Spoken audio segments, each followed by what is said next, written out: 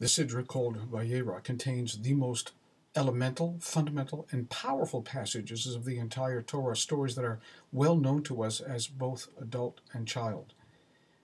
Sodom and Gomorrah, the Akedat Yitzchak, the near sacrifice of Isaac, and one perhaps slightly lesser known section, chapter 21.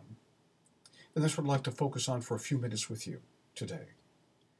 We're told by one of the Hasidic masters that Yitzchak's name, Isaac's name, is kind of an anagram that stands for things that would and were happening in his life. The Yud stands for the number 10. It's the 10th letter of the Hebrew alphabet. And 10, says this sage, is emblematic of the 10 commandments that were to issue forth in quite a number of years from then. The Tzadi, which is the next letter of Isaac's name, is equivalent to the number 90, which is the age that Sarah gave birth to the son, Isaac, indicative of the fact that it was predestined that she would be at that age when she gave birth to him.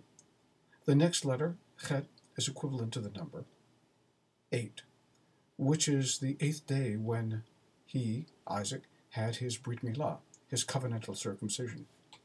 And then the last letter of Isaac's name is a Kuf, which is equivalent to the number 100, which was the precise age that Abraham was when Sarah and Abraham gave birth to the son Isaac. So the only thing that falls out of the present and is cast into the future is the first letter of Isaac's name, the Yud, which, as you know, is emblematic too of the Jew, Yid, and it is emblematic of God. It is the first letter of God's name. At the same time, it is not something that is happening, unlike the balance of the letters of Isaac's name. It is something that would be predestined. There is something that is to occur in the future that is more powerful than all things, that will lead from the line of Abraham and Sarah down through Isaac and throughout the millennia, casting itself on Mount Sinai and then ultimately into the arms of you. There's another section, however, which is equally compelling, which is from also the words of our sages, which talks about the fact that Ishmael, the other son of Sarah and Abraham, and the progeny, the direct offspring of Hagar, the concubine, whose name was Yishmael, Yishmael too finds himself confronted with this word Isaac, Yitzchak, except in his words and his life and the way that he acts out, he mitzachek, he plays. And for this crime, he and his mother are shunned and are cast off, no longer to be the direct progeny in the line of Abraham to the covenant, but rather a cast-off line, which would form a different nation. So what's the difference between Yitzchak, Isaac, and mitzachek, that which Yishmael does? He plays, he simply plays, and Rashi says that plays is a metaphor for avodah zarah, for idol worship. The sages of the Talmud say no, it was avodat elilim. It was absolute fidelity to the gods, the heathen gods of the time. But there's another statement too, which says that it wasn't that. What it was murder. What Ishmael was doing was he was going out and he was hurting people. He found it possible to hurt animals and to get away with it, bending the 7th Noahide law.